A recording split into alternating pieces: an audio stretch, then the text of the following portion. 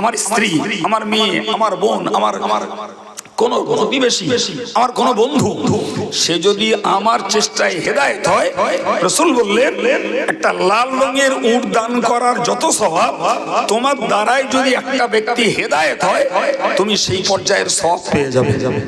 সুবহানাল্লাহ। তাহলে লাল রঙের উটের দাম পরিমাণ দান করার সামর্থ্য আমার না থাকতে পারে, কিন্তু আমার 5 বারের কথা খরচের বিনিময়ে একটা মানুষ হেদায়েতের পথে ফিরতে পারে।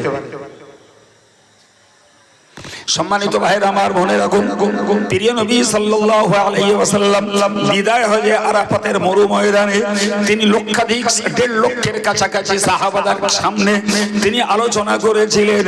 সেই আলোচনায় তিনি বলেছিলেন, লিউবাল্লিগাশ শাহিদুল গায়বা, হে উপস্থিত জনমণ্ডলী, আমি মুহাম্মদুর রাসূলুল্লাহ সাল্লাল্লাহু আলাইহি ওয়াসাল্লাম তোমাদের কাছে যে বয়ান রাখলাম, আমার বয়ানটাকে অনুপস্থিত ব্যক্তিদের কাছে পৌঁছে দেবে। যারা নেই আমার মজলিসে, পরবর্তীতে আসবে, পরে মুসলমান হবে, কিংবা ইসলাম স্প্রেড করবে আরো ভিন্ন ভিন্ন দেশে, তোমরা আমার এই বাণী বয়ানটাকে তাদের কাছে পৌঁছে দিও। কারণ রুব্বা মুবাল্লিগিন আও আমিন সামিঈন, তুমি যাদের কাছে পৌঁছাবে, তোমরা যারা সরাসরি আমার শ্রোতা, হয়তো তোমাদের মুখ থেকে শুনে তারা আরো বেশি মুখস্থ রাখতে পারে এবং তোমাদের তুলনায় তারা হয়তো আরো বেশি আমল করতে পারে। সুবহানাল্লাহ। সুতরাং আমার কথাগুলো তোমাদের কাছে কুক্ষিগত করে রাখার জন্য আমি বলছি না। আল্লাহু আকবার। নবীর এই কথাটা কত বাস্তব যুক্তিসঙ্গত, যে তোমরা আমার কাছ থেকে শুনছো আর আমার কথাগুলো তোমরাই শুধু কুক্ষিগত করে রাখবে, এজন্য আমি বলছি না, বরং আমার কথাগুলো যারা আজকের এই মজলিসে উপস্থিত নেই তাদের কাছে পৌঁছাও। 1400 বছর আগে ইসলাম প্রচারের পক্ষে এটা নবীর দেওয়া একটা ফর্মুলা, সে কাজটা আমরা পারি। আমি একটা উদাহরণ দিয়ে বুঝে নেব। মনে ভাবুন, আমরা শুক্রবারে মসজিদে গেলাম নামাজ পড়তে, তো মুহররম মাসে প্রথম শুক্রবার ইমাম সাহেব বয়ানের সময় বললেন যে আশুরার 2টো রোজা রাখা সুন্নাত, এবং রমজানের রোজার পর শ্রেষ্ঠতম রোজা হলো আশুরার রোজা। তো 2টো রোজা হয় 9-10 অথবা 10-11 বলে দিলেন, বার হিসাবে তিনি চিহ্নিত করে দিলেন, হয় আগামী মঙ্গল বুধবার অথবা বুধ বৃহস্পতিবার। আপনি মসজিদে কথাটা শুনে বাড়িয়ে আপনার স্ত্রীকে বাড়ি এসে বললেন, আজকে ইমাম সাহেব বয়ান করছিল তো বলছিল আগামী বুধবার নাকি আশুরার দিন, তো হয় মঙ্গল বুধ না হলে বুধ বৃহস্পতি 2টো রোজা রাখা সুন্নাত এবং খুব সওয়াবের কাজ। গল্পের ছলে স্ত্রীকে শুনিয়ে দিলেন। আপনি কাজের মানুষ, রোজগারের মানুষ, আপনার ধান্দায় ব্যস্ত, ঠিক ফিক্স ডেটে ওই দিনের দিন আপনি কাজ কাম সেরে বাড়ি এসছে, স্ত্রীকে জিজ্ঞেস করলেন খাওয়া হয়েছে, তো বললো না খাইনি, আমি রোজা আছি। কেন? বলে এই তো তুমি এসে বললে যে ইমাম সাহেব বলেছে যে মঙ্গল বুধ অথবা বুধ বৃহস্পতি 2টো রোজা রাখতে হবে। ও আচ্ছা, আমার খেয়াল নেই। একটু বলবেন এরকম ঘটে না? তাহলে আপনি কথাটা বয়ে এনেছেন, অথচ আপনার নিজের আমল করার মতো ফুরসত নেই। আপনি কথাটা একরকম ভুলিয়ে গেছেন, কিন্তু আপনার বয়ে আনা কথা আপনার স্ত্রী আমল করছে, এটা যদি বাস্তবে ঘটে থাকে, রাসূল পাক 1500 বছর আগে যে কথা বলেছেন যে আমার এই কথাটাকে তোমরা অন্যত্র পৌঁছে দাও, দিলে হবে কি হয়তোবা তারা তোমাদের থেকেও বেশি মনে রাখতে পারবে এবং তোমাদের থেকেও হয়তো আমলের প্রতি আরো বেশি মনোযোগী হবে। সুবহানাল্লাহ। ভাই, আমাদের এই মেহনতটা নেই। আমাদের মেহনত হয়েছে, দেশের বাংলায় বলে কাচ্চরকায় কেড়া তেল দেয়। তার মানে আমি নিজে যা পারি করি, আবার অন্যের পিছনে লাগবো। কিন্তু এটা বুঝি না যে একটা আলেমের কথা সরাসরি যারা শোনে না, যদি আমার ঘনিষ্ঠতায় আমি ওই কথাটা তাদের কাছে পৌঁছে দেই, আল্লাহ চাহে তো হয়তো আমার প্রচেষ্টায় একটা ভাই আল্লাহর পথে ফিরতে পারে। তার জন্য আমার আলাদা কষ্ট হবে না, আলাদা সময় নষ্ট হবে না, আলাদা অর্থ খরচ হবে না। কতই না ফাও গল্প করে মারছি, সেই গল্পের ছলে কথাটাকে তার কানে তুললাম। আমি এত কথা বকে আসছি এই একটা কথা বোঝানোর জন্য, কি যে আল্লাহর ভালোবাসা বান্দার জীবনের একটা শ্রেষ্ঠ সম্পদ, মহামূল্যবান বান্দার জীবনের সম্পদ আল্লাহর ভালোবাসা। সেই আল্লাহর ভালোবাসা দাবিতে সত্যবাদী যদি হতে হয়, তাহলে আল্লাহর আদেশের কাজগুলো করতে হবে আর নিষেধের কাজগুলোকে ছাড়তে হবে। তবেই আল্লাহর ভালোবাসার দাবিতে সত্যবাদী বলে গণ্য হওয়া যাবে।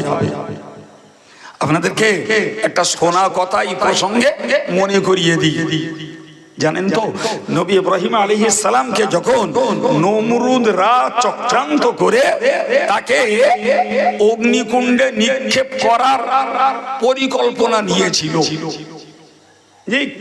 তো হযরত ইব্রাহিমকে ওই জমানার পদ্ধতি অনুযায়ী তাকে চরকায় বসানো হলো।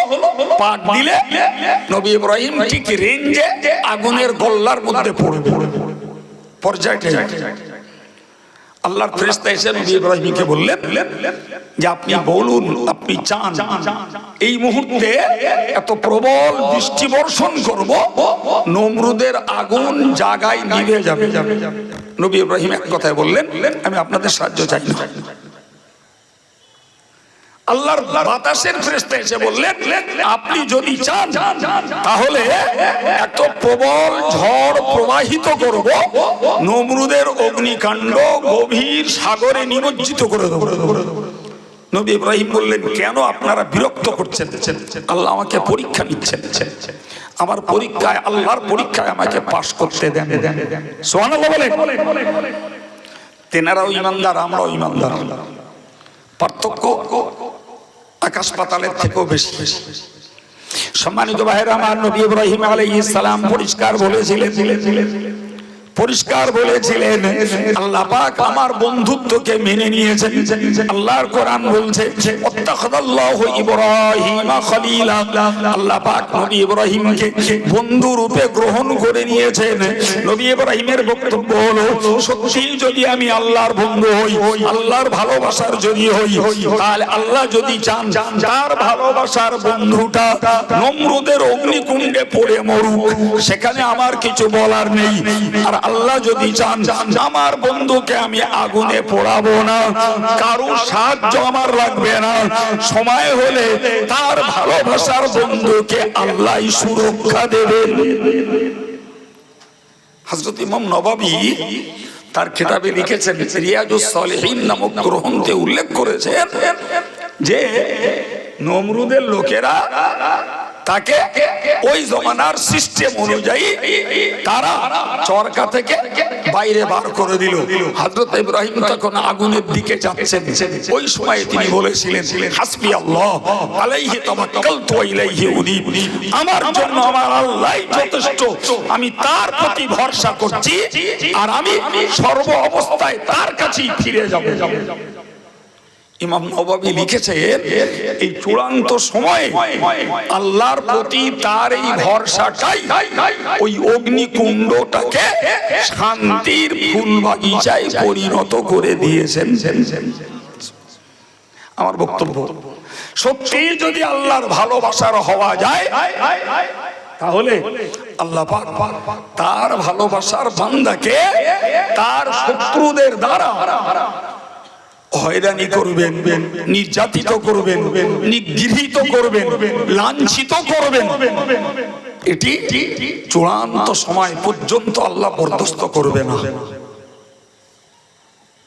যদি হতে পারি আল্লাহর ভালোবাসা। হযরত বড় পীর সাহেব কেবলাকে তার মুরিদেরা জিজ্ঞাসা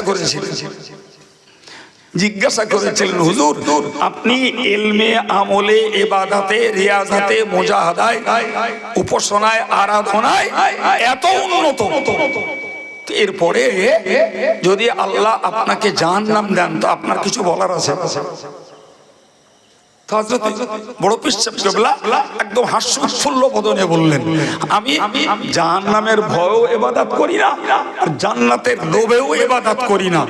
আমি ইবাদত করি আল্লাহর সন্তুষ্টি লাভের জন্য, আল্লাহর ভালোবাসা পাওয়ার জন্য। যদি আল্লাহ আমাকে জাহান্নামে দিয়ে খুশি হন আমি ওতেই খুশি, আর যদি তিনি আমাকে জান্নাতে দিয়ে খুশি হন আমি ওতেই খুশি। সুবহানাল্লাহ বাড়িয়ে বলবেন। যাক, এখন ধার থাক, পরে হালখাতায় বলবেন কোন। এখানে বসে সুবহানাল্লাহ বেরোচ্ছে না, বাড়িকে কত বলবেন সব হওয়া যাচ্ছে। জি আপনি বলুন না, বড় পীর সাহেব কেবলার এই কথাটি কত উন্নত মানের, যে সত্যি যদি তিনি আমার উপরে খুশি হন, আমি সত্যি যদি তার ভালোবাসার বান্দা হই, তাহলে তিনি জাহান্নাম দিলেও আমি খুশি, জান্নাত দিলেও খুশি। আচ্ছা, ওই লোকটার আর কোনো টেনশন থাকতে পারে? বলেন বলেন বলেন। কিন্তু আমাদের তো ভিন্ন মন। আমরা তো জান্নাতের আকর্ষণেই ইবাদত আমল করছি, আর জাহান্নামের থেকে বাঁচার জন্যই ইবাদত আমল করছি। সুতরাং আমরা যদি আমাদের উদ্দেশ্য ব্যর্থ হয়ে যায় তখন আমরা হতাশ হব, যে নাউজুবিল্লাহ, আল্লাহ হেফাজত করুন, আল্লাহ নাজাত দেন, জান্নাত পেলাম না জাহান্নাম পেলাম, তখন হতাশাটা বাড়বে না কমবে? নিরাশ বেশি হবে না? কিন্তু হযরত বড় পীর সাহেব কেবলা নিরাশ হওয়ার কোনো জায়গা আছে? কারণ তার একটাই, তিনি আল্লাহর ভালোবাসা অর্জন করেছেন, ফলে কোনো হতাশা নিরাশা তার কাছে নেই। যাই হোক, আমি কথা বলতে বলতে বেশ খানিকটা সাইডের কথা বলে ফেলেছি। আমার মূল বক্তব্য ছিল যে দাবি করলে দলিল দেখাতে হবে। তো আমি ফার্স্ট কথাটা বললাম যে আল্লাহর ভালোবাসার দাবি যদি আমরা করি তাহলে তার দলিল হলো সৎ কাজগুলোকে করে দেখানো আর অসৎ কাজগুলোকে জীবন থেকে পরিহার করা।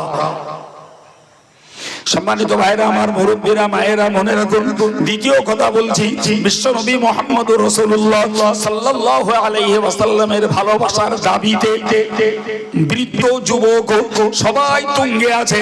যাকে জিজ্ঞাসা করবে নবীকে ভালোবাসো কিনা, এক কথায় বলবে নবীরে আবার ভালোবাসি না, অবশ্যই নবীকে ভালোবাসি।